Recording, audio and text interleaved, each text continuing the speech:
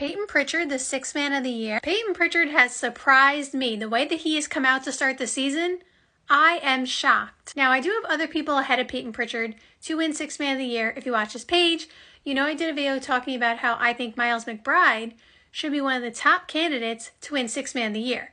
That was before he started the season and started going crazy, and now he is one of the top candidates. But with Payton Pritchard playing the way he is, and the Celtics still winning at a very high rate, his chances of winning sixth man of the year definitely have increased. It's not that Payton Pritchard couldn't play or that I didn't think he could shoot. We always knew that he could shoot the three. But one of the things that I said before the season started is that I just thought that Payton Pritchard needed to polish his game more. And I don't mean that disrespectfully like I said last time. I was talking about it when I was talking about Lonnie Walker IV and how they had signed him to like an Exhibit 10. And I was saying at this point in their careers, I thought Lonnie Walker IV was a better player than Payton Pritchard. But Payton Pritchard has proved me wrong because he came out the season firing. And his points and scoring and just everything he's doing is very necessary for the Celtics. I know they have a very, very good starting five, but there is no Porzingis, and he is a huge part of the team. So Payton Pritchard's ability to come off the bench and do what he's doing is really making it so much easier on the Celtics to continue to win at such a high rate. Because one of the things I also said was that I thought the Celtics would finish as the number 2 seed at the end of the season. But I wasn't sure they were going to get off to such a hot start because they were missing Porzingis and they're coming off a championship. And I just felt like all the things were aligning for them to, again, still finish as a top 2 seed, but to not be super dominant to start the season. But again, Payton Pritchard's play, of course, along with everybody else who's playing well, but Payton Pritchard's play specifically has given them such a boost. He's not the star on the team by any means, and he's not going to get the most minutes, and he's not going to end up scoring the most points every night. But he's had some really big games. The other night he had, 21 points, I think? And again, I was actually one of the people, I don't know how many people were talking. I don't know how many people were actually talking about Payton Pritchard, to be honest. But again, I'll admit, I was one of the people who were saying, I don't know if he's ready to be that sixth man that they need. And again, not in a disrespectful way. I always thought Payton Pritchard, had talent.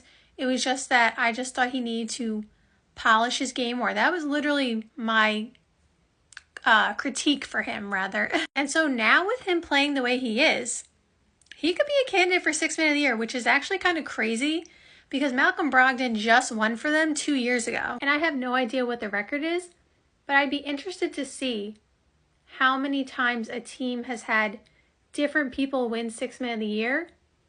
Obviously, it's not back-to-back, but over the course of a couple of years, because usually, I guess, the sixth man of the year is the same person. I don't know how often it happens where the sixth man who just won 2 years ago is replaced by another winner. Because, for example, when Lou Williams won, it was Lou Williams winning, and then he won again. It wasn't Lou Williams winning and then Patrick Beverley, for example, because he was on the team with the Clippers when Lou Williams was there. Although I do believe Montrezl Harrell won 1 year with the Clippers, and Lou Williams, was he still on the team? Did Montrezl Harrell win, or was he just a candidate?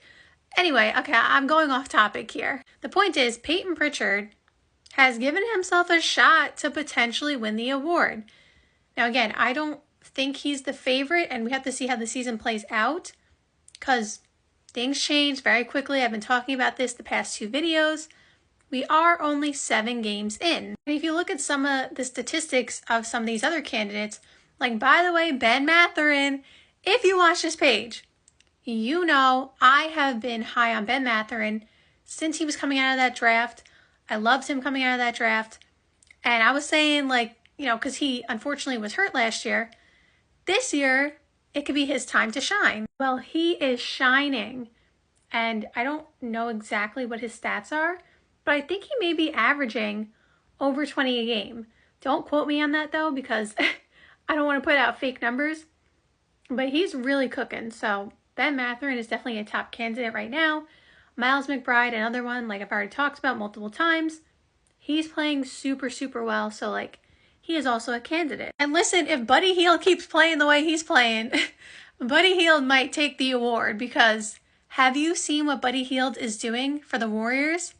Crazy. Shout out to Payton Pritchard though. He is proving, I don't know how many people wrong, but me wrong.